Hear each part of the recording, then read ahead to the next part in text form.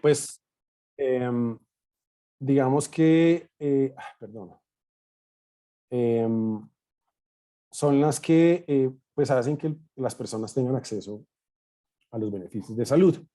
El sistema tiene básicamente tres componentes: un componente contributivo, un componente subsidiado y un componente que llamamos un régimen especial. Más o menos el régimen contributivo es el 47%, el subsidiado el 48% y el régimen especial, que son profesores y fuerzas militares, es un 4%. Y ese régimen especial tiene unas condiciones diferentes a las del régimen contributivo y el subsidiado. Sin embargo, digamos que son muy parecidos. El financiamiento se hace a través de una entidad centralizada que es el ADRES, y ahí ingresan los aportes de los trabajadores, que básicamente son los asalariados o las personas con capacidad de pago, los contratistas. Digamos que en Colombia, así uno no tenga una vinculación directa laboral con una empresa, y si uno es independiente, está en la obligación de pagar la seguridad social. Y esa seguridad social se paga de acuerdo a los ingresos, de acuerdo, digamos, a lo que uno gane al mes. No tiene que ser una cotización, eh, que digamos que es un porcentaje de lo que uno gana. Y eso es obligatorio para que las empresas paguen a los contratistas. Desafortunadamente no todo el mundo cotiza, tenemos todavía problemas en pagos, y si uno tiene más de un trabajo, si uno tiene más de una vinculación, en cada vinculación tiene que tener cotización al sistema para que a uno le paguen sus honorarios. Digamos que el 70% del gasto se cubre con aportes de los, digamos, todo lo que reúne el ADRES. El 70% es cotización de las personas, y el otro 30%, digamos, que es ya aporte del Estado. Y ese ADRES pues redistribuye esos recursos a través digamos, un valor que se llama la UPC, que es la unidad por capitación, que es lo que se destina, digamos, que en dinero al año por cada persona que está en el sistema. Y lo que hacen las EPS es gestionar ese dinero para proveer servicios de salud. La cobertura a través del tiempo pues ha aumentado mucho. Estos son datos recientes del Ministerio de Salud. Nosotros hemos llegado prácticamente a una cobertura casi del 100%, para todos los regímenes. Digamos que en este momento pocas personas no tienen acceso a los servicios de salud. Hay muchas cosas que hacer, obviamente, en calidad, pero digamos que en general cualquier colombiano tiene acceso al plan de beneficios de salud, que en este momento, con las reformas que ha habido en los últimos 10 años, prácticamente cubre todo. Digamos, son pocas cosas las que el sistema o el plan de beneficios de salud no cubre. La diálisis, pues digamos que está cubierta por el sistema, está también regulada, ¿sí? Nosotros tenemos, digamos que aparte de pues, las entidades de control como Procuraduría, Contraloría, Ministerio, etcétera, etcétera, una entidad que se llama la cuenta de alto costo, que es una entidad no gubernamental, en donde participan las EPS. Lo que hace es regular, digamos, que no solamente la data, sino también la calidad de la prestación del servicio en las enfermedades de alto costo. En Colombia eh, se consideran enfermedades de alto costo el VIH, el cáncer, la artritis reumatoidea y la enfermedad renal crónica. Entonces, la cuenta lo que hace es, pues digamos que aparte de llenar, digamos, aparte de llenar la data, porque uno tiene que reportar a la cuenta cada año unos indicadores, que son muchísimos indicadores, no los traigo aquí, pero digamos que la sábana o lo que requiere la cuenta para hacer sus informes anuales recopila más de 180 caracteres de los pacientes en diálisis. La cuenta lo que hace, además de recoger esa data, es compensar por los buenos resultados y rankear a los prestadores, a las EPS y a las IPS, rankearlas de acuerdo a los indicadores. Pues digamos que eso ha hecho que a través de los años o de la última década, o los últimos 15 años, porque la cuenta ya lleva 15 años, pues digamos que la prestación en diálisis se haya regido por indicadores de calidad. En Colombia los proveedores de producto, como son Fresenius, Baxter y las multinacionales que producen productos de diálisis, pueden prestar servicio y digamos que son la mayoría de los prestadores de diálisis. Hay pocos prestadores nacionales que son la minoría, sin embargo hoy en día tenemos un prestador muy grande que es nacional, que se llama Nefrouros, que tiene una gran participación en el mercado. Como les decía, nosotros tenemos mucha regulación. Digamos que tenemos guías, hicimos adopción de las guías CAIGO para la práctica de la enfermedad renal crónica. Y tenemos muchas normas que, digamos que regulan la prestación del servicio. Hay una resolución de habilitación que no solamente regula el tema de diálisis, sino regula cualquier servicio hospitalario o ambulatorio. Y estamos sujetos a visitas de verificación que las puedan hacer las entidades de salud, las secretarías de salud, que las pueden hacer a necesidad o de manera preventiva. Es decir, nosotros podemos tener visitas de regulación y de control de las secretarías de salud en cualquier momento y sin previo aviso, porque no está, pues digamos que no es obligatorio que la entidad de control haga aviso, nos pueden llegar en cualquier momento a las clínicas a revisar todo el tema de habilitación y de prestación de servicio. La diálisis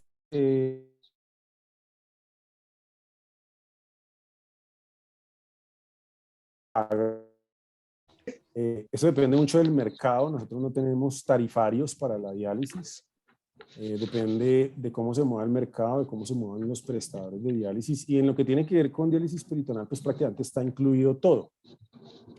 Se incluye la cicladora, se incluyen las bolsas, se incluye el catéter. Peritoneal enfocado a la persona de toda Latinoamérica. Son 24 personas. Se incluye la eritropoyetina, se incluyen algunos antihipertensivos, no todos. Los quelantes de fósforo, no todos. Hay alguien haciendo, tiene el micrófono, un minuto que lo voy a... Sí, Wilmer está con el... Sí. Por favor, apagar porque estoy grabando, si no va a quedar mal la grabación para que la puedan volver a escuchar. Listo, está todo apagado. Bárbaro, gracias. Tenemos, pues, digamos que quelantes de fósforo, los de vitamina D, antibióticos para el manejo de las complicaciones. No todos, sin embargo, digamos que en el manejo de la peritonitis estamos entrando, digamos que en un tipo de convenio con los aseguradores en donde tenemos riesgo compartido, y esto lo tenemos especialmente con las fuerzas militares, en donde la complicación la manejamos nosotros y la cubrimos nosotros. Es decir, cuando hay una complicación, especialmente en diálisis, ya sea en diálisis peritoneal o en hemodiálisis, nosotros pasamos de ser prestadores a ser aseguradores, porque tenemos que cubrir la complicación. Si tenemos una bacteria asociada a un catéter, si tenemos una peritonitis, si tenemos cualquier cosa relacionada con el acceso vascular, con una complicación durante la terapia, nosotros tenemos que empezar a prestar el servicio como aseguradores. Las psicoestrinas, digamos que están incluidas, sin embargo, en Colombia tienen un precio diferencial que hace a veces que por lo que se paga o el reembolso no se utilicen mucho, sin embargo, cada vez las estamos utilizando más. Y en especial, pues digamos que donde yo trabajo, hay un comité que se debe hacer para la asignación de las psicoestrinas, que usualmente se asignan a casos especiales. Lo que no se ofrezca en el paquete de diálisis está incluido en el plan de beneficios de salud y las aseguradoras cubren eso. Es decir, que lo que no cubramos nosotros de alto costo, las aseguradoras lo entregan al paciente. Nosotros hacemos una solicitud a través de una plataforma especial y el paciente se acerca a su asegurador y en unos días que están regidos por la ley, el asegurador le asigna la IPS que le va a entregar el medicamento que nosotros le hayamos formulado. Me refiero Sinacalcet, me refiero a Mircera, es decir, otros medicamentos que no estén incluidos dentro del paquete de diálisis. ¿Qué ha pasado voy a pasar rápidamente por acá, simplemente para contarles qué es la cuenta de alto costo? Como les decía, la cuenta de alto costo pues, es un ente que lo que hace es gestionar todo el tema de data y de prestación del servicio, lo hace a través de estrategias para la compensación adicional al reembolso que usualmente hacen los aseguradores. Y lo que ha hecho prácticamente es estandarizar las mediciones, es decir, ya tenemos una medición estándar para todos los prestadores y para todas las EPS. Ajustar e implementar los programas con enfoque de riesgo, es decir, nosotros ya no hablamos del tema de prediálisis, sino hablamos de programas de gestión del riesgo. Y obviamente pues tenemos el registro de la enfermedad, que es lo que nos permite año a año pues mirar cómo está la prestación del servicio. Tenemos unos indicadores de calidad que aplican para todos los prestadores y para todos los aseguradores en diálisis peritoneal, en hemodiálisis y en nefroprotección. Y en trasplante. Todo está, digamos que normado y está regulado.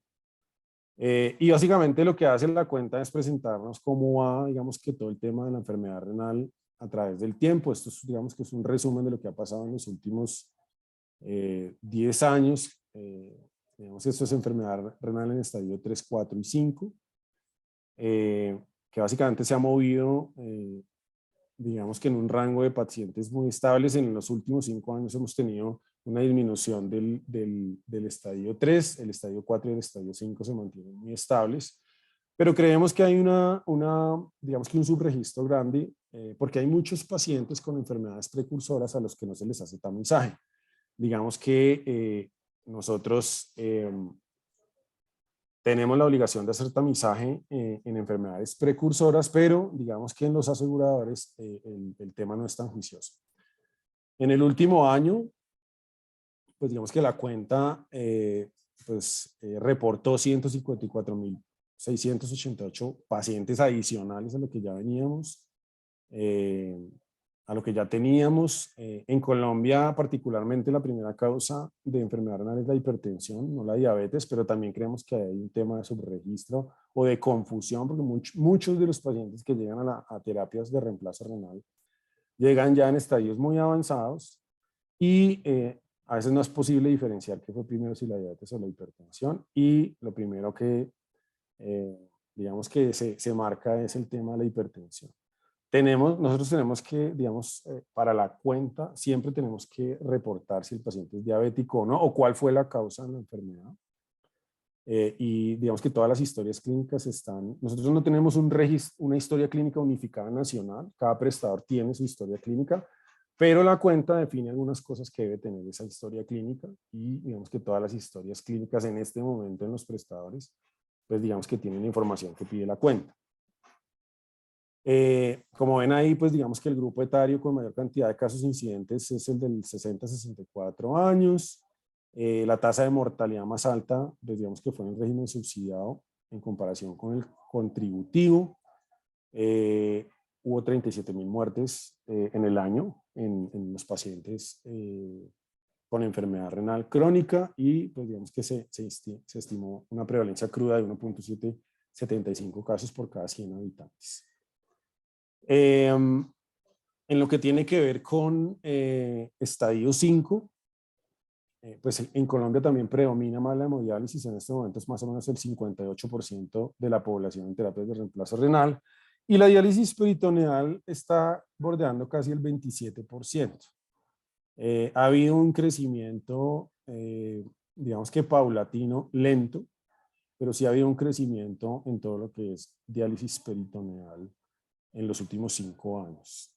Hace más o menos unos 10 años nosotros teníamos una penetración del 7 al 11%, y hoy estamos llegando casi al 27%, eso es un 26.6%.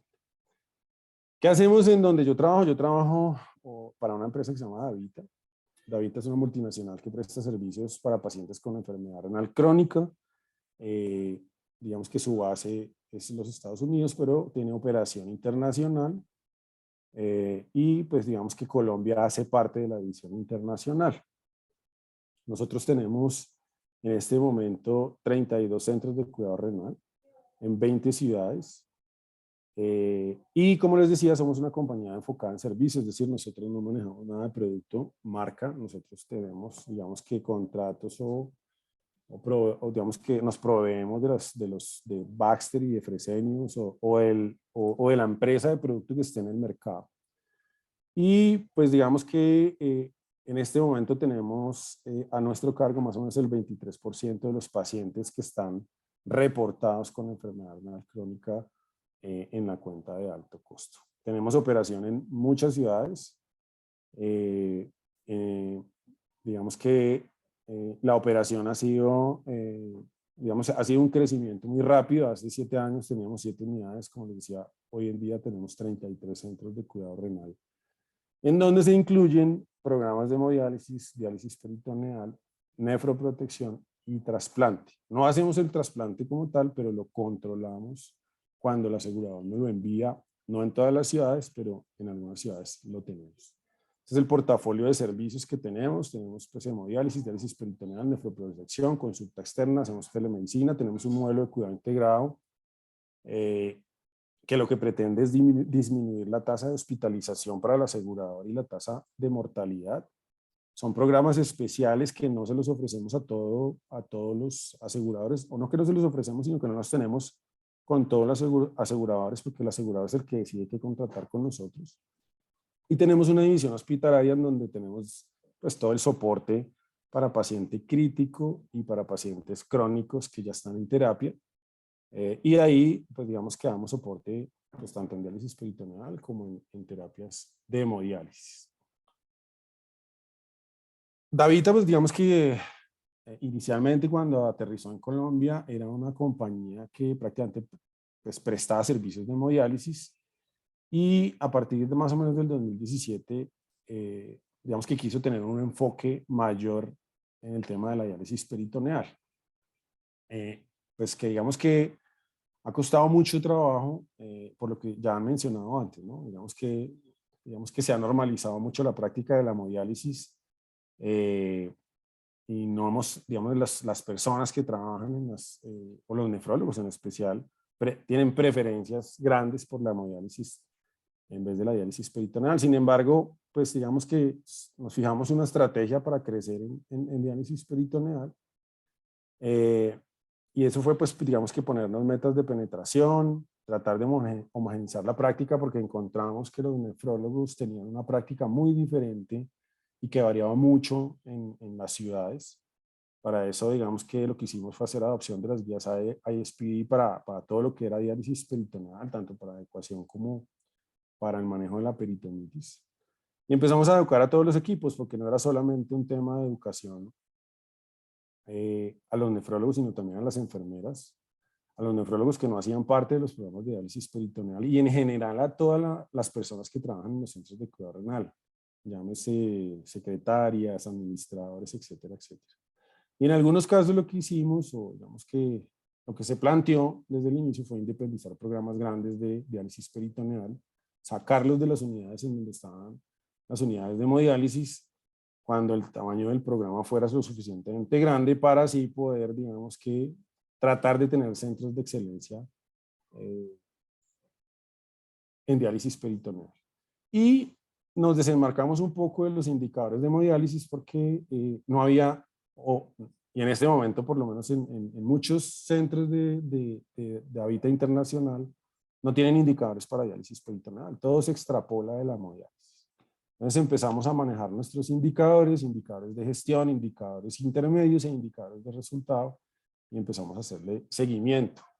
Creamos un flujograma para el ingreso de los pacientes de diálisis peritoneal. Esto es un poco complejo, pero lo que les quiero mostrar acá es que, digamos que para el ingreso del programa de los pacientes no solamente está involucrado el nefrólogo, está involucrado la trabajadora social, la nutricionista, la psicóloga. Digamos que cuando un paciente llega a un centro de cuidado renal, procedente de hospitalización, consulta externa, etcétera, etcétera, pues tiene una valoración integral en donde se le muestra al paciente, digamos que qué es la diálisis peritoneal, cuáles son las opciones, las modalidades, y luego él, digamos que decide junto con el equipo cuál es su mejor opción.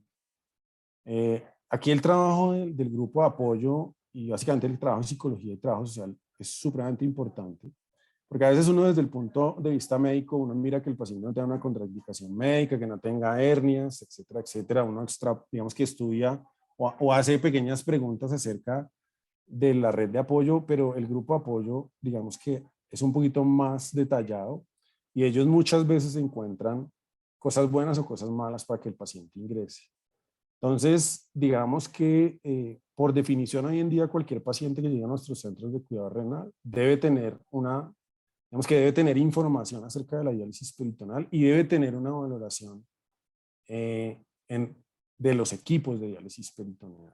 Específicamente en el centro en donde yo trabajo, es un centro muy grande, Nosotros estamos manejando en este momento aproximadamente 1000 pacientes Este en dolorcito, terapia, algunos tumores que ves, 1000 pacientes en terapia y más o menos 600 pacientes en nefroprotección. Entonces, cuando un paciente llega a hemodiálisis, debe pasar a la división de diálisis peritoneal, o cuando a un paciente de nefroprotección se le decide que va a ingresar a las terapias de reemplazo renal, pues debe ir a una valoración por el equipo de diálisis peritoneal.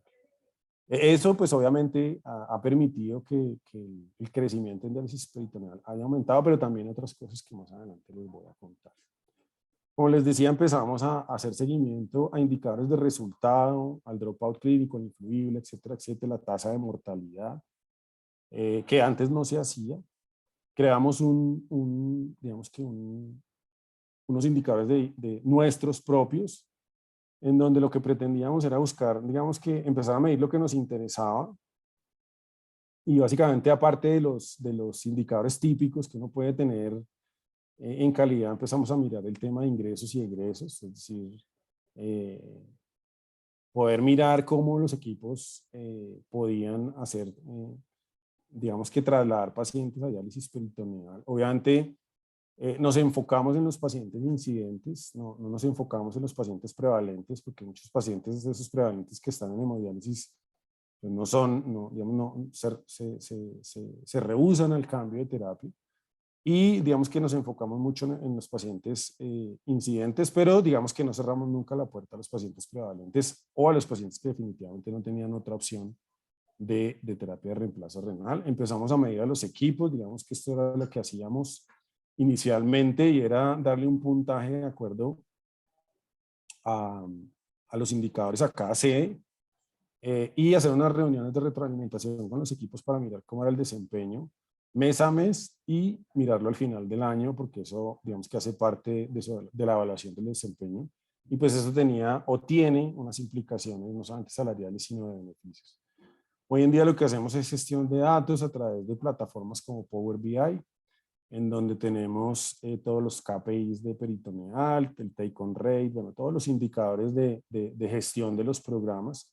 Y además de eso tenemos ranking de las unidades de HD, PD, tenemos acceso a la gestión de Claria, los reportes de Claria, que es ShareSource, que es nuestro, digamos que Baxter es nuestro principal proveedor de producto en diálisis peritoneal, aunque tenemos pacientes también con Fresenius, pero digamos que ya no son tan, ya es una pequeña proporción. Hace unos 4 o 5 años estábamos más o menos en un 50-50, hoy en día digamos que por temas ya de mercado digamos que nos hemos ido más con Baxter, por un tema de Pareto, pero entonces como ustedes ven ahí hacemos seguimiento pues a los indicadores, a la mortalidad, a las hospitalizaciones, porque digamos que ese tema de resultado como mortalidad, hospitalizaciones, le interesa mucho a los aseguradores para disminuir, pues digamos que para generar mejores resultados y disminuir costos asociados a la terapia.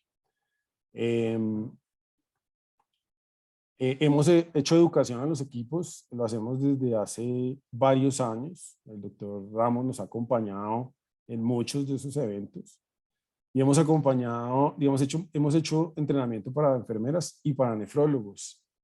Y cosas que hemos visto, digamos que a través del entrenamiento para los nefrólogos, es que a pesar de hacer el entrenamiento, con el tiempo seguimos viendo los mismos vicios en las prácticas en diálisis peritoneal.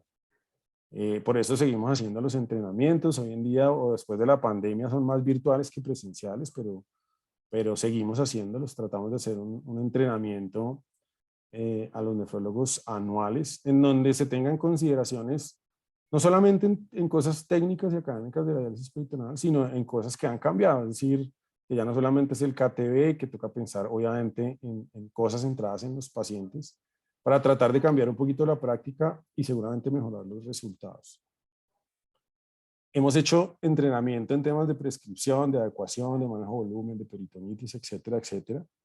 Y lo hacemos, digamos que para todas las personas de los equipos, pero también para cualquier persona que quiera entrar, que no haga parte de un equipo de diálisis peritoneal. Es decir, cualquier enfermera, nefrólogo, médico general que quiera estar en estos entrenamientos, pues lo hacemos.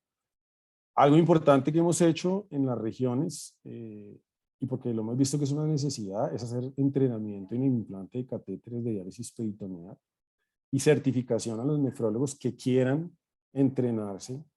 Y esto, pues digamos que se ha visto reflejado en un aumento grande en la penetración en algunas ciudades de los programas de diálisis peritoneal. Lo hacemos en las personas que quieran, que lo pidan, cuando nosotros veamos una necesidad.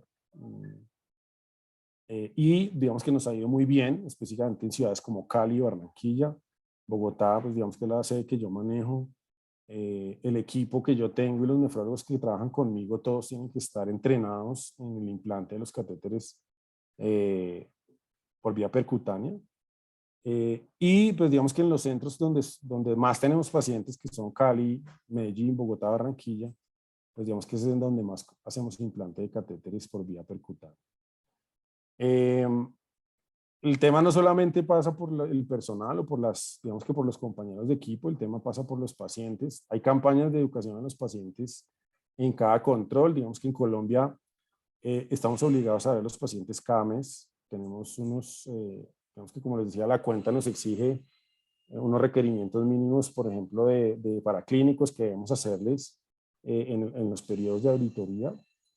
Los pacientes tienen, digamos que, acceso a educación, no solamente en los centros, sino de manera virtual también. Hay campañas de información para los pacientes que se hacen, algunas semanales, algunas mensuales, algunas, digamos que bimestrales, depende de la situación de cada centro, pero tratamos de bombardear a los pacientes con información, no solamente acerca de las complicaciones en diálisis peritoneal, sino peritonitis, temas del fósforo, del manejo de líquidos, restricción de sal, etcétera, etcétera.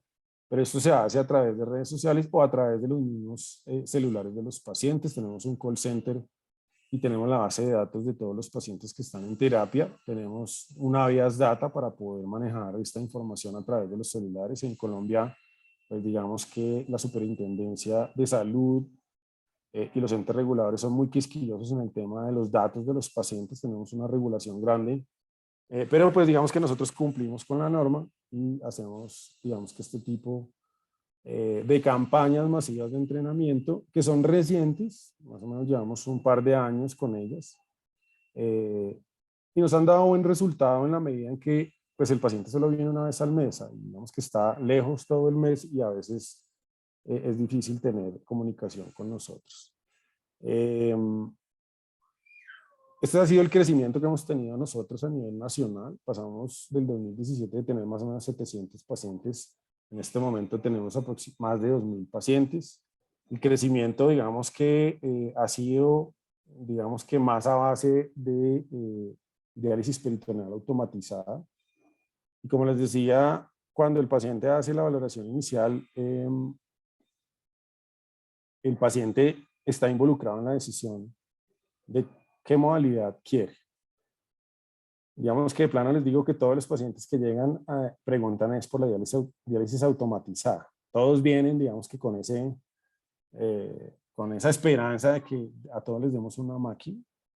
En la medida en que tenemos la disposición de las máquinas, las hemos dado. Hay algunos pacientes que realmente no la quieren y pues si no la quieren están en manual. Hacemos diálisis incremental, hacemos Urgent Start. El Urgent Start creo que ha sido digamos, una herramienta muy valiosa para aumentar la penetración en diálisis peritoneal. El paciente no se contamina en las unidades de hemodiálisis, porque el voz a voz de los pacientes es complicado. Es decir, la mala fama que tiene la diálisis peritoneal, que ha sido de mucho tiempo en los pacientes, pues eso contamina mucho y los pacientes a veces por temor no acceden a la terapia. Sin embargo, después de algún tiempo, muchos van a preguntar porque han tenido bacteremias, porque no pueden tener fístulas, etcétera, etcétera, y resultan en la diálisis peritoneal. Pero pues hoy en día, pues digamos que tenemos más o menos un 65% de pacientes en DPA y el resto en diálisis manual. Y coextrinas, como les decía, un pequeño porcentaje, pero ya las manejamos. No están, digamos que están incluidas dentro de los servicios, pero para nosotros es un costo adicional que a veces no hace viable desde el punto de vista financiero, ofrecerla a todo el mundo, pero la ofrecemos en algunos casos muy puntuales. ¿Qué hemos hecho entonces en resumidas cuentas para crecer en diálisis peritoneal? Informar a los pacientes, creo que ha sido una de las estrategias más grandes, hacer el Urgent Start, que lo hemos hecho en conjunto con la división hospitalaria. Y creo que ahí, digamos que también es un punto interesante para mirar el crecimiento de los programas, porque, no sé, digamos que en el hospitalario lo que predomina es la hemodiálisis para cualquier paciente incidente. Y pues digamos que el personal o los equipos que tenemos en diálisis hospitalaria o en el programa hospitalario están entrenados todos en diálisis peritoneal, las enfermeras jefes, tenemos trabajadoras sociales en los hospitales y los nefrólogos que participan, digamos que son los que atienden las urgencias o las unidades de cuidado intensivo en los hospitales, también están formados en colocación de catéteres y pues digamos en poder hacer Urgent Start. Muchas veces lo que hacemos es que le colocamos el catéter en el hospital y lo remitimos a un centro ambulatorio para continuar la terapia. Conciliar la modalidad con el paciente, eso lo hacemos, escuchamos al paciente. Hemos empezado a involucrar a los equipos de hemodiálisis y de prediálisis o de nefroprotección, es decir, todas las personas tienen que saber diálisis peritoneal. Hacemos diálisis peritoneal asistida, pero no con personal nuestro, sino le hemos ofrecido, por ejemplo, a pacientes ya de mayor edad o pacientes en asilos, etcétera, etcétera, el entrenamiento de terceros que no son relacionados para poder hacer la diálisis peritoneal asistida. Y eso digamos que nos ha funcionado. No tenemos restricciones para las cicladoras, tenemos ya la monitoría remota que quisiéramos tenerla en casi todos los pacientes, pero por un tema de disponibilidad de la tecnología, pues no lo hemos podido hacer.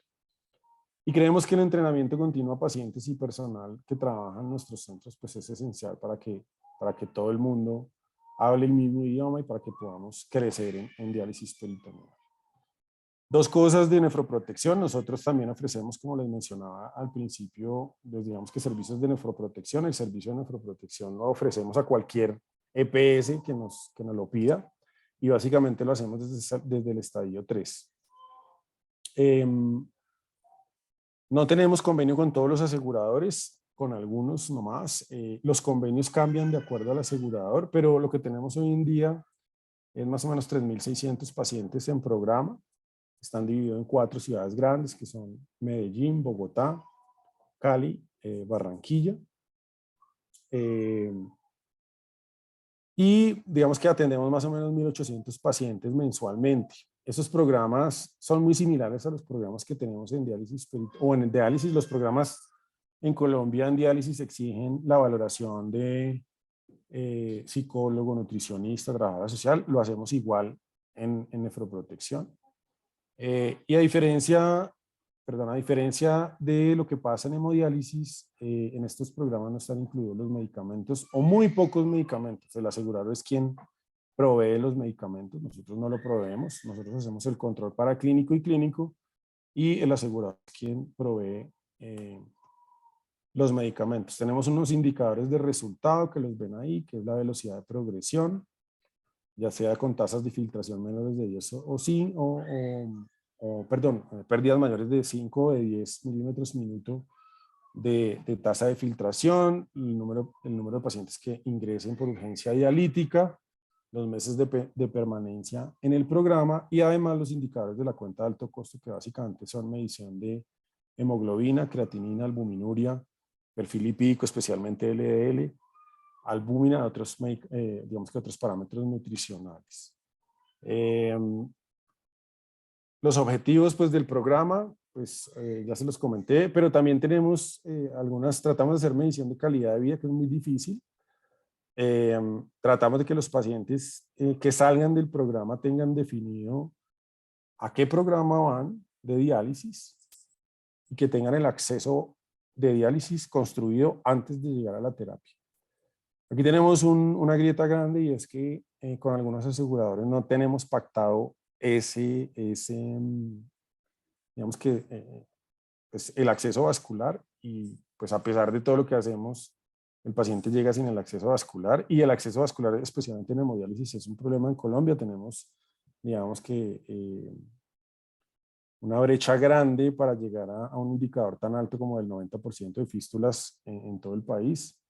Sin embargo, en los aseguradores con los que tenemos, pues tratamos de hacer el acceso vascular. Nosotros tenemos cirujanos vasculares en todas las sedes o en todas las ciudades donde operamos.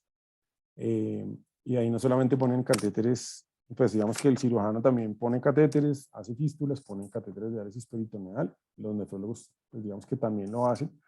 Pero para el tema de la fístula tenemos cobertura con cirugía. Hacemos educación continua en los pacientes. Esa educación continua se hace en el momento en el que el paciente va a la consulta. El paciente ingresa remitido de su EPS a demanda con los que tenemos convenio o viene remitido de los centros de cuidado renal en donde hay pacientes donde o se retiran de la terapia, recuperan la función renal, donde se hace consulta externa. Los trasladamos a los programas para tenerlos captados y hacerle seguimiento, digamos que más estricto, porque la consulta externa a veces es difícil en la consulta externa es difícil tener continuidad y cuando los tenemos captados en un programa podemos asegurar el seguimiento. Vemos que este es el algoritmo de lo que pasa o la ruta del paciente. El tamizaje, pues, hacemos tamizaje, a veces los aseguradores nos dan algunas bases de datos de sus pacientes con diagnóstico de enfermedad renal. Y nosotros lo que hacemos es hacer tamizaje con una creatinina y un uroanálisis. Los estadificamos y los empezamos a seguir, los citamos. Les hacemos el ingreso, tenemos el programa de educación. Hay un protocolo de laboratorios que está, digamos que ajustado a los requerimientos no solamente del asegurador, sino de la cuenta de alto costo. Una vez el paciente ingresa, pues hay un plan, pues digamos que se estadifica, hay un plan de tratamiento, se definen las frecuencias, etcétera, etcétera. Y pues digamos que se empieza el seguimiento. Aquí digamos que en estos programas de nefroprotección, uno de los problemas grandes que hemos tenido es el seguimiento. Los pacientes se pierden, son difíciles de ubicar, a veces no quieren ir. Digamos que ha sido uno de los problemas grandes que hemos tenido, pero sin embargo, en la mayoría de los casos, pues digamos que hemos tenido, éxito en el seguimiento. Nos enfocamos en enfermedades precursoras y el manejo de las complicaciones. Incluimos también un tema de infección urinaria porque vimos que, sobre todo en algunas poblaciones, en algunas ciudades era digamos que muy frecuente el tema de la infección urinaria y lo agregamos al programa. El programa, pues digamos que tiene los módulos que ya les mencionaba, que es el módulo asistencial, el módulo de laboratorios y el de medicamentos, que realmente ofrecemos muy pocos medicamentos. Estas son las frecuencias que tenemos de atención para los pacientes de acuerdo a su estadio, las atenciones de nefrología, enfermería, trabajo social, nutrición y psicología, que básicamente son o trimestrales, semestrales, bimensuales o mensuales. Y básicamente a medida que avanza el paciente en la enfermedad renal, pues obviamente son más frecuentes los controles, sobre todo para la parte asistencial.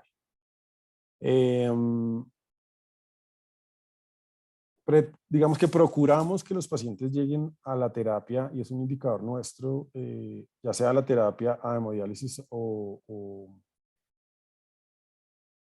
diálisis peritoneal con tasas de filtración bajas, obviamente asintomáticos. Si hay síntomas de uremia, pues los ingresamos antes, pero digamos que tenemos una tasa de filtración muy baja para el ingreso y para la construcción del acceso vascular. También tenemos la posibilidad de enviarlos a valoración por trasplante, por los grupos de trasplante. Nosotros no somos, digamos que no somos entidad trasplantadora, pero sí estamos habilitados para el control de los pacientes ya trasplantados. En algunos casos los controlamos después de 6 meses o después de 12 meses. Pero digamos que uno de los indicadores que tenemos en los programas crónicos es el número de pacientes que enviamos a protocolo de trasplante, que lo hacemos, digamos, como indicador nuestro y como indicador para el asegurador, porque también se lo exigen a ellos para la prestación del servicio. Estos son los indicadores de la cuenta de alto costo para los pacientes en nefroprotección. Digamos que aquí, como les decía, no solamente está el tema de anemia, LDL, etcétera, etcétera. Hay también control de la presión arterial, hemoglobina glicosilada para los pacientes diabéticos, índice de masa corporal, etcétera, etcétera. Y no solamente son indicadores para cumplir, digamos que no solamente hay indicadores para llegar a cumplir el indicador, sino también de cumplimiento, es decir, cada cuánto les estamos tomando ciertos paraclínicos como la creatinina, la albuminuria, etcétera, etcétera. Eso es un indicador que también, digamos que es más de gestión que más que clínico, pero la cuenta lo monitoriza muy bien y estamos en la obligación de reportarlo año a año. Tenemos un score interno, digamos que es aparte, y por donde nosotros rankeamos a los programas. Es lo mismo que hacemos para los programas de diálisis. Digamos que nuestro score, digamos que interno, pero más o menos está basado en lo que nos pide la cuenta de alto costo. El recurso humano, pues digamos que aquí es un poco diferente. Yo oía a la doctora Natalia ahora hablar de, digamos que lo que ellos disponen. Nosotros en Colombia no tenemos una regulación para el recurso humano. Cada prestador lo define de acuerdo a su necesidad. Digamos que este es el recurso humano que nosotros tenemos, un nefrólogo por cada 160 pacientes de terapia, ya sea hemodiálisis o diálisis peritoneal. Una enfermera por cada 50 pacientes para diálisis peritoneal. Y el equipo de apoyo es un equipo de apoyo para cada 300 pacientes. Lo que pasa es que el equipo de apoyo no ve a los pacientes cada mes, los estratifican de acuerdo al riesgo, pero más o menos están entre el 30 y el 40% de los pacientes que se ven mes a mes. ¿De acuerdo? Y tenemos una encuesta de satisfacción a los pacientes. Los pacientes participan de la prestación del servicio. En esta encuesta de satisfacción se califica no solamente el servicio, sino se califica también a la persona que le presta el servicio. Es decir, los pacientes califican al nefrólogo, califican a la enfermera, califican a la persona de servicios generales, al administrador, etcétera, etcétera. Esto lo hacemos de manera trimestral. Y pues digamos que esto nos lo exigen el sistema y lo hacemos como un indicador interno también de la prestación del servicio.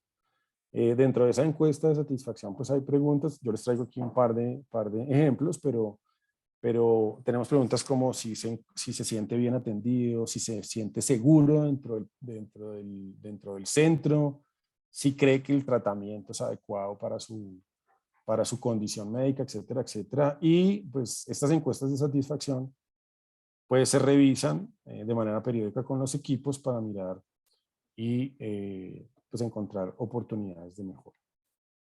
Esto era lo que les quería contar. Esto es lo que hacemos. Y pues nada, si tienen alguna pregunta. Muchas gracias, Javier. Sí, claro, vamos a, si puedes dejar de compartir, así podemos abrir el debate.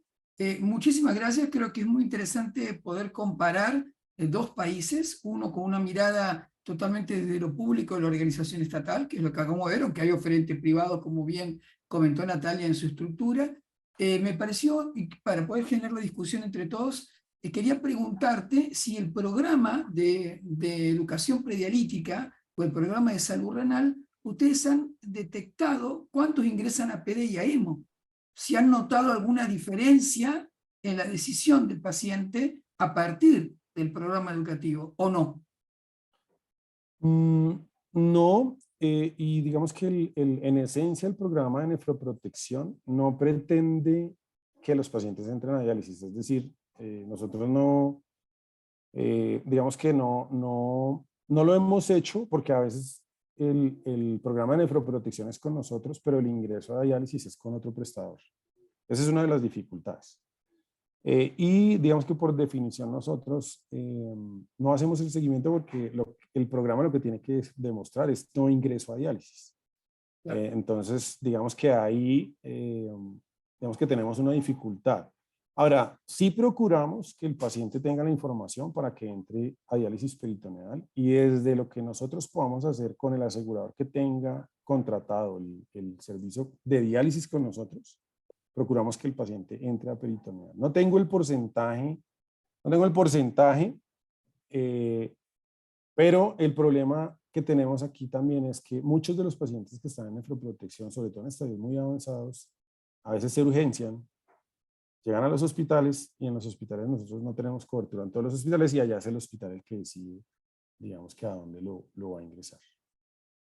Perfecto, Javier. Abrimos las preguntas. Me gustó ver el 26% de penetrancia de diálisis peritoneal. Natalia, ¿alguna pregunta para Javier? Javier, ¿alguna pregunta para Natalia? No, yo creo yo que no. decirle, perdón, Javier. Adelante, adelante, no, adelante. No, primero felicitarlos que hayan logrado ese porcentaje de penetrancia en diálisis peritoneal. La verdad es que es muy bueno. Creo que una buena cosa que tienen ustedes es que tienen acceso a todo ese N de pacientes para, bueno, poder definirlo en una modalidad o la otra. De hecho, cuando nosotros estudiamos, vieron que yo le dije que teníamos 7 centros, cuando nosotros miramos los centros que tienen centro hospitalario en DP, porque hay algunos que no son hospitalarios, esos tienen un mayor porcentaje de pacientes en diálisis peritoneal que los centros que son independientes, porque obviamente cuando en el hospital tengo la posibilidad de ponerlo en diálisis peritoneal, en hemodiálisis o en trasplante, es mucho más fácil el acceso. Entonces, en eso hay una disparidad y nosotros lo vemos bien. Pero creo que las herramientas que ustedes utilizaron para incrementar ese valor pegó un salto sustancial, sobre todo con el N que tienen ustedes. Me pareció Mis importante también felicitaciones. la medición del paciente, la opinión, me pareció muy interesante. Javier, ¿alguna pregunta para Natalia? No, yo creo que son sistemas muy diferentes, ¿no? Y creo que eso ha sido una de las dificultades digamos que nosotros hemos visto, digamos que en estas reuniones, y es que la disparidad en el tema de prestación de servicio en los países es muy grande. Y yo creo que eso también hace más difícil el tema del acceso a la diálisis peritoneal. Ahora, yo sí estoy de acuerdo en lo que ha dicho el doctor Ramos, y es que al margen de la disparidad que hay con los sistemas de salud y lo público, yo creo que el mayor problema para la diálisis peritoneal somos nosotros mismos, es decir, somos los nefrólogos. Creo que el nefrólogo tiene que tener más educación en diálisis peritoneal, porque lo que uno ve, y yo lo digo desde mi parte, yo tengo un rol administrativo y un rol asistencial, yo soy gerente médico regional también. Cuando uno busca nefrólogo, el nefrólogo o quiere trabajar en consulta externa o quiere trabajar en hemodiálisis, pero no quiere trabajar en peritoneal. Y no lo quiere hacer porque no le gusta o porque no sabe. Esas son las mayores dificultades que nosotros tenemos. Entonces, yo creo que el tema de educación a los nefrólogos empieza pues digamos que desde su formación en la residencia. Hay pocas escuelas, lo digo aquí en Colombia, y es que digamos que en teoría todas las escuelas deben tener el entrenamiento, pero a veces algunas escuelas no son, digamos que tan serias en el tema del entrenamiento. Entonces, los nefrólogos salen a hacer lo que saben hacer, y no es diálisis peritoneal lo que saben hacer. Entonces, salen a hacer terapias continuas, salen a hacer hemodiálisis, salen a hacer trasplante, pero no saben de diálisis peritoneal, y por eso, digamos que no la ofrecen, porque no saben de ella. Entonces, creo que eso es un tema importante. El tema de educar nefrólogos no es fácil, y pues digamos que a veces el nefrólogo cree saber de diálisis peritoneal, pero lo que uno ve es que realmente no lo sabe. Entonces, yo sí creo que el tema de educación continua y de involucrar a la gente en este tema, pues hace parte de que esto mejore. Perfecto, Javier. Vamos con Alfonso. Alfonso. Y esto en el comentario, o sea, yo he tenido la suerte de trabajar muy de cerca con el sistema de Colombia y con grupos de trabajo en Colombia. Sistema creo que lo conozco, y los programas de educación en diálisis. Y viendo parte de esto, creo que regresamos a lo mismo. Nosotros, por ejemplo, te puedo decir, estamos haciendo contrataciones para manejar nefrólogos que manejen el programa de diálisis peritoneal en República Dominicana. Y nos tardamos 6 meses en alguien que diga, bueno, mira, sí, bueno, ¿y cuáles son las condiciones? Y en cambio le dices, ven a trabajar en una unidad de hemodiálisis, mañana están trabajando en la unidad de hemodiálisis, o sea, no me cuesta ningún trabajo. Y en esto parte también, regresando a lo que comentaba Natalia, sí, el médico en formación pasa 6 meses en el módulo de diálisis peritoneal, ok, pero viendo la proporción de pacientes en diálisis peritoneal y hemodiálisis, ¿cuántos pacientes ve durante su formación, o en cuántos pacientes está en contacto de hemodiálisis y con cuántos pacientes está en programa de diálisis peritoneal? Además, yo si fuera residente en Uruguay, yo diría, yo quiero hacer diálisis peritoneal, con todo eso que tienen aquí, con todas esas ventajas, con todas las publicaciones, con todo lo que se puede uno desarrollar. Por favor, yo quiero estar en ese programa. O sea, déjenles a nosotros 200 de hemodiálisis y yo quiero estar en diálisis peritoneal. ¿Cómo encontramos esas 4 o 5 perlas que van a ser necesarias? O sea, la transición generacional de la diálisis peritoneal, yo lo veo en México, por ejemplo, es quién se va a hacer cargo de la diálisis peritoneal. O sea, hay un grupo y va a haber una brecha generacional en el que la gente que defiende la diálisis peritoneal, la busca, la trata de poner en el mapa del sistema. Eso que yo les presentaba, o sea, la controversia es qué porcentaje tenemos en la actualidad en diálisis peritoneal y hemodiálisis en México. Ha caído drásticamente y creo que va a seguir cayendo, y no porque el sistema no lo permita, porque el sistema te da acceso a la diálisis peritoneal. Yo creo porque la gente que cree en diálisis peritoneal es más fácil salirse, moverse cuando está en una unidad de diálisis peritoneal. Javier lo dijo claramente también, el paciente en diálisis peritoneal, alguien que uno manda a la casa, existe la responsabilidad de que nos pueda encontrar en el momento que llama. Él tiene un problema, uno tiene la responsabilidad, sí, es una responsabilidad compartida. El paciente de hemodiálisis no llama, no te llama, no te está buscando al celular, no le falta nada. O sea, y el de diálisis peritoneal, como que hay una codependencia con el grupo de enfermería, con el grupo, con su médico, y eso a lo mejor a los nefrólogos no les gusta, no hay esa situación. Entonces, ¿cómo detectas y cómo encuentras? Sí rotan al servicio de diálisis peritoneal, pero es todo el número de pacientes que yo veo en la carrera, el número de accesos vasculares que yo veo durante mi formación, comparado con el número de accesos peritoneales que yo veo en mi formación, eso tiene, como decían también, yo voy a hacer al final con lo que yo me sienta más cómodo y más seguro. Y si yo me siento más cómodo y más seguro con este paciente, que además la responsabilidad, la visión, yo digo, yo quiero trabajar en Uruguay como nefrólogo, yo quiero ver diálisis peritoneal, déme diálisis peritoneal en Uruguay, con toda esa maravilla que tienen, registros, legislación, espacio, debería de haber. O sea, ¿cómo encuentras esos 3, 4 gentes nuevas que necesitamos empezar a encontrar en todos los países? ¿Quiénes son las gentes que no les... Ok, la asistencia es una cosa, necesitamos la asistencia, pero necesitamos empezar a encontrar, digo, yo veo el doctor Paniagua y el doctor Paniagua en algún momento va a decir, pues ya, yo ya me cansé de hacer investigación, ya me cansé de hacer esto, y en su grupo, los chicos nuevos, como dijo José, quieren hacer trasplante, quieren hacer CRRT, ya la diálisis peritoneal como que no les llama, entonces, o sea, es quien se va a hacer cargo, no ya no de la parte asistencial, sino de estarlo presentando en foros, de estarlo metiendo a las políticas públicas. Creo que viene una etapa complicada en que no encontremos, tenemos que encontrar esas gentes.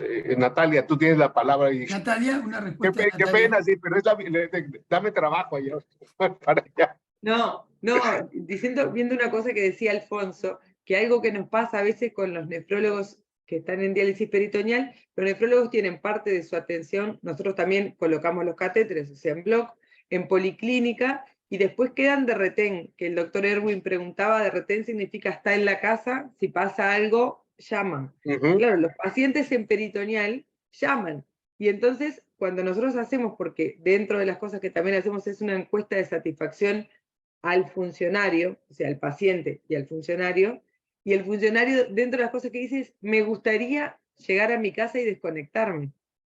Claro, pero estás de retén, o sea, alguien tiene que atender la solución del paciente. Entonces, eso también a veces dicen, ay, no puedo creer. Sí, bueno, forma parte del tratamiento de la diálisis peritoneal. Muchas gracias, Natalia. Vamos a ver un documento de reacción también de Uruguay, de la licenciada en enfermería Carla Poggi, en un minuto, pero vamos a tener un ticket de salida más. Le vamos a pedir a Patricia. Patricia, ¿te encuentras disponible? No sé si está Patricia.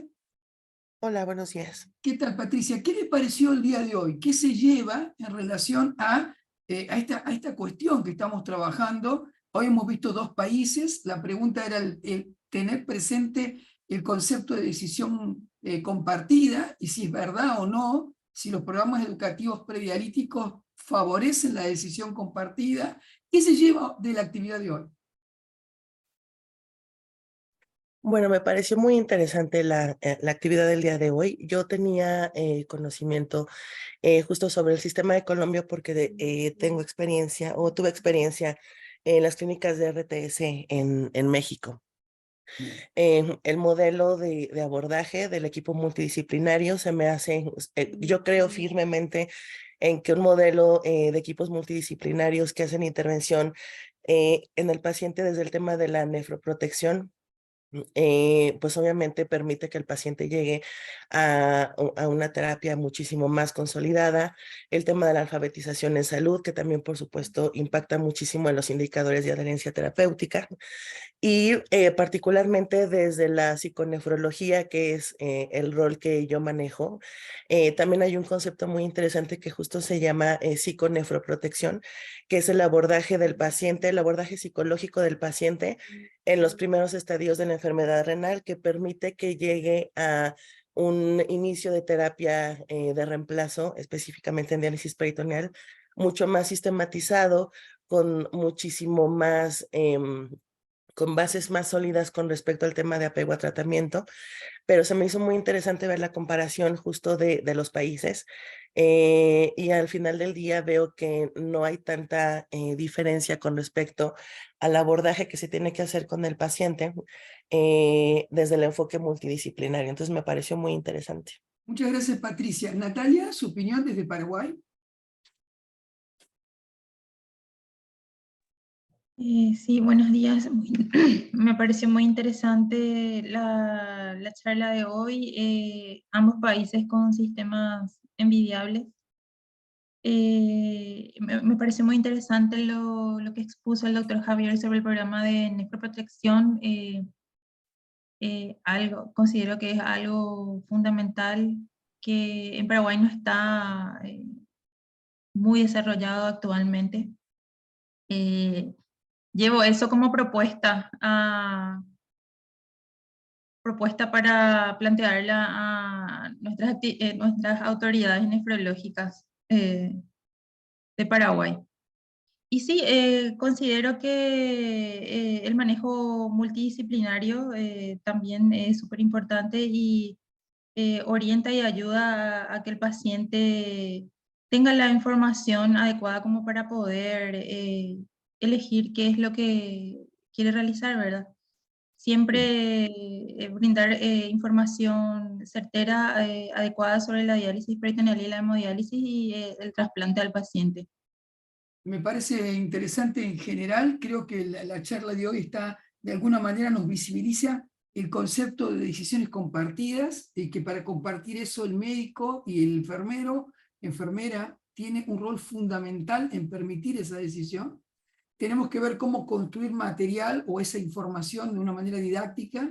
Yo veía cuando recién Natalia nos decía que habían sacado una de las partes en el folleto de decisión y cómo un instrumento puede generar una mirada distinta de las decisiones. Erwin, ¿tenés ahí una levantada la mano?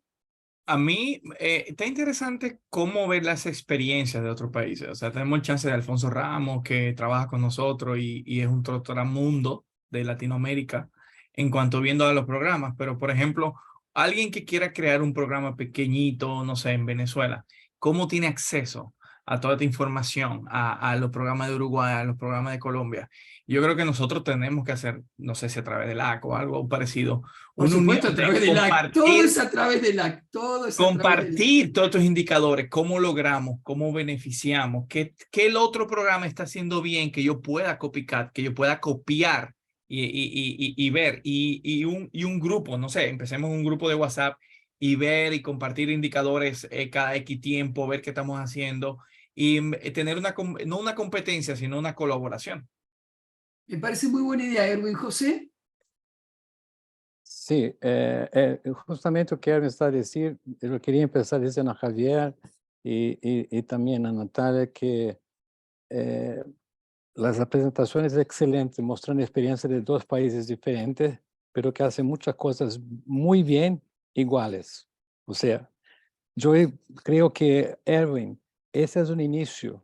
Nós estamos aqui, essas apresentações serão guardadas, você poderá vê-las, las grabaciones, los contactos, eso es solamente el inicio. Es un trabajo que tenemos que tener mucho más,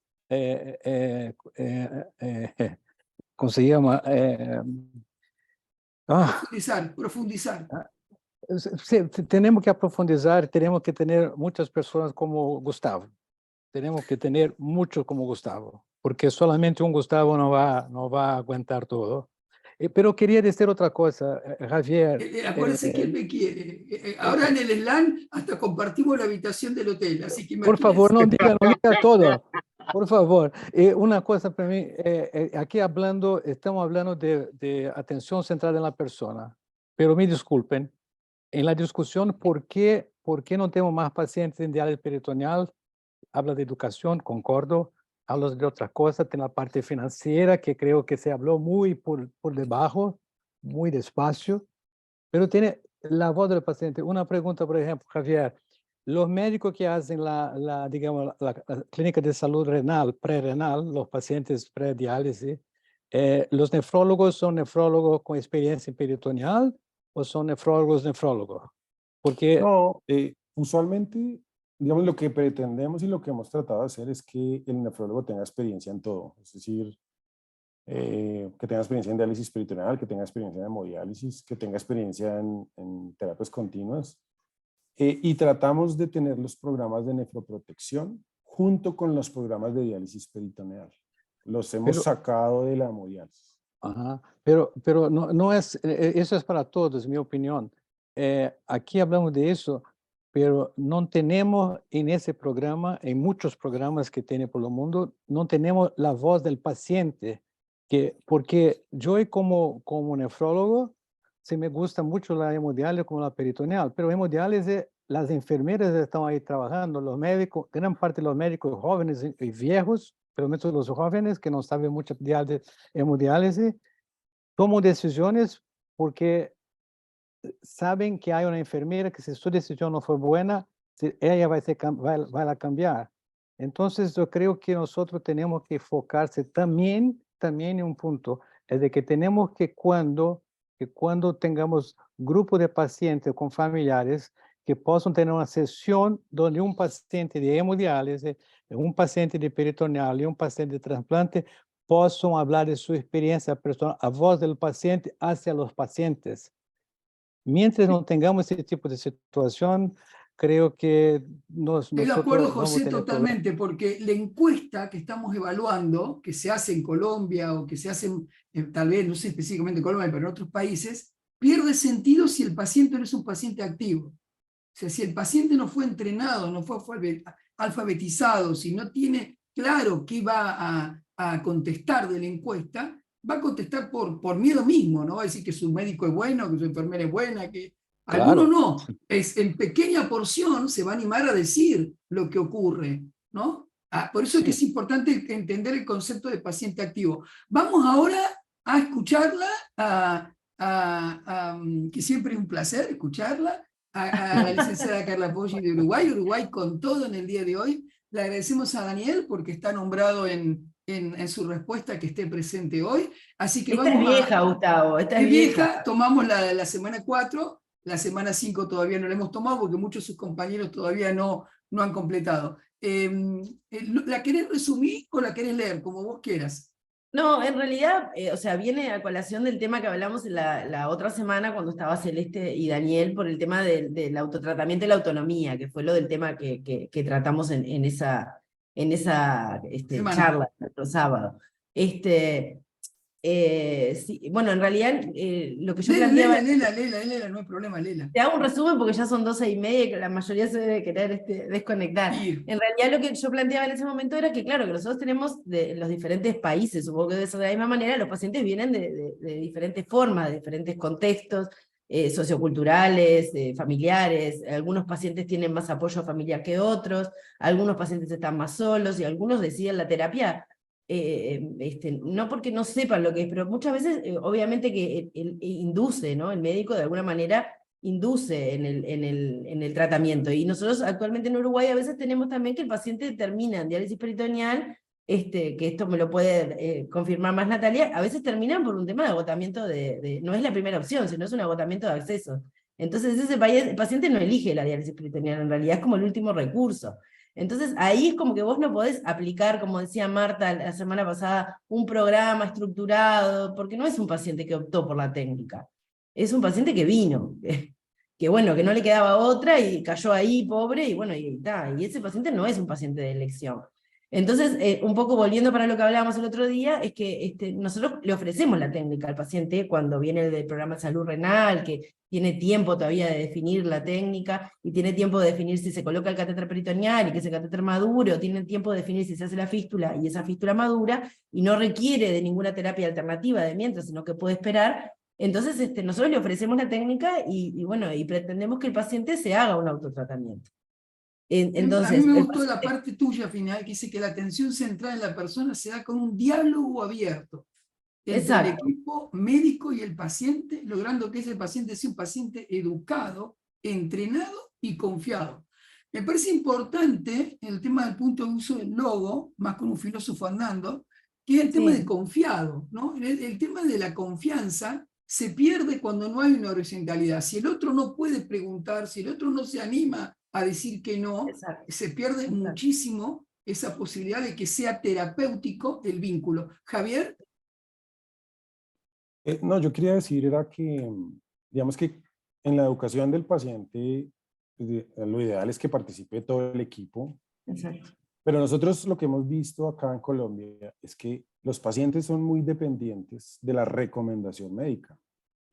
Entonces, digamos, si todo el equipo le habla de peritoneal, le dice que es buena, que va a tener autonomía, que no es tan cruenta, que digamos que va a tener un estilo de vida mejor. Pero si el paciente ve que el nefrólogo no está convencido, o sea, si el nefrólogo no es el que le recomienda la diálisis peritoneal, así el resto del equipo se le recomiende, el paciente no entra a peritoneal.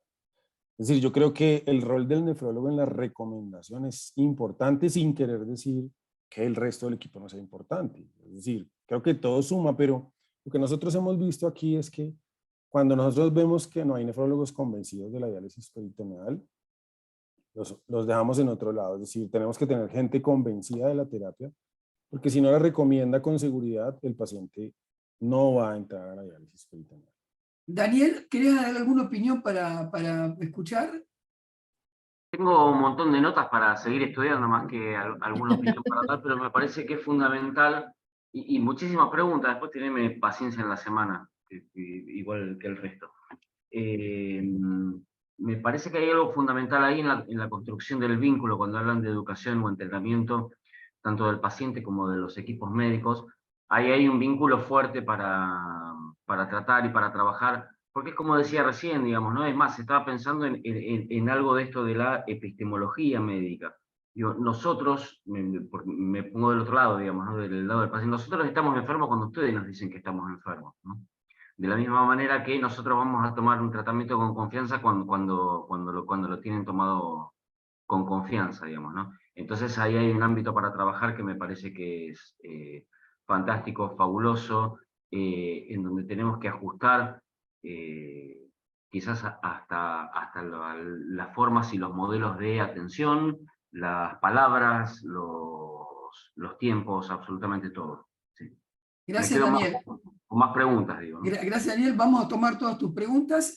Estamos charlando la posibilidad de crear un paper, un documento para publicar con respecto a la mirada de atención centrada en la persona desde Latinoamérica a partir de este curso. José, tus palabras finales. Mis palabras finales, gracias una vez más por todo lo que fue dicho y presentado aquí hoy día, las discusiones. Siempre pidiendo a los otros que participan aquí que hagan preguntas, que hagan comentarios también.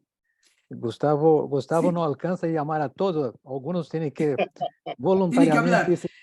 Sí, el tema del diseño pedagógico no están acostumbrados del todo. El tema de que vean los videos primero para hoy generar debate cuesta, en el sentido de que no todos están preparados con este diseño educativo, pero a medida que vayamos avanzando con este tipo de trabajo, van a animarse cada vez más. José, sí. Una cosa solamente, mira, el montón de preguntas que tú tienes, Daniel, hacia Gustavo, tendrás que preparar un asado para él durante la semana. Ahora nos vemos, ahora que voy a Buenos Aires. No sé cómo es en el resto del mundo, pero acá se acostumbra que es así, digamos. Sí. Los uruguayos también, sí, sí. Alfonso, ¿alguna salida, algún ticket? No, es definitivo. Yo creo que las brechas, y esto desde el día 1 hablamos de situaciones de brechas, y creo que la reflexión debería de ser profunda. Para mí es tener el sistema correcto, tener el acceso correcto, tener los modelos correctos, no te hacen que crezca la diálisis peritoneal. O sea, hay otras cosas que son los de reflexión y o sea, es más profundo que eso, porque tenemos un ejemplo. O sea, todos los demás podemos decir, pues no tengo acceso, no tengo esto, no tengo esto. Y esa es la razón por la que no hago diálisis peritoneal. Ok, pero yo veo Uruguay y Uruguay con todo eso, entonces hay algo más profundo. Tiene que haber algo adentro de nuestra cabeza de nefrólogos que algo hace que tú sigues las máquinas y que la máquina, que la membrana, que todo, pero esto es una terapia excelente. A ver, a mí me deja la reflexión y entender y buscar cómo durante la formación del nefrólogo es ahí donde tendríamos que trabajar y buscar ese clic que le haga cuando termine y esté buscando una oportunidad, la busque en diálisis peritoneal. ¿Dónde es? Hay gente que le puede interesar la economía. Bueno, esa es una, pero creo que debemos de empezar a ofrecer en la diálisis peritoneal otros campos de desarrollo. ¿Cómo involucramos a los residentes en publicaciones, en presentaciones, en desarrollo en congresos? Que sea la diálisis peritoneal al que le guste eso, porque hay otros que no, yo no quiero hacer nada de eso, ese es más trabajo, pero ese que le gusta, ¿cómo me lo traigo para acá y le digo, mira, la diálisis peritoneal, estando en diálisis peritoneal, es tu oportunidad para desarrollar esa otra cosa que quieres ser? ¿Te interesa una jefatura de ser? Bueno, mira, las jefaturas de hemodiálisis todo el mundo quiere, pero la diálisis peritoneal hay que andar buscando quién la quiere. Si te desarrollas, si la haces, si eres experto, probablemente puedes llegar ahí. Tenemos que encontrar en esa reflexión cuál es el switch que mueva ese gusto, porque parece ser que no es solamente el que no tenga acceso, que no tenga los... Aquí está todo armado desde el primer día. Por cuestión de tiempo, te agradezco muchísimo, Alfonso, te agradezco muchísimo. Estamos terminando en tiempo, son 10:35, les agradezco a todos, espero que nos veamos el próximo sábado. Es el LAC, así que vamos a estar avisando, probablemente lo pasamos para el otro, estamos avisando en el grupo. Sí, porque se nos retrasa una semana. En el Congreso. Les agradezco a todos muchísimo estar presentes hoy, nos vemos pronto, cuídense. Gracias, hasta Natalia, luego. gracias. Buen fin de semana. Gracias a todos. Gracias, gracias, hasta luego.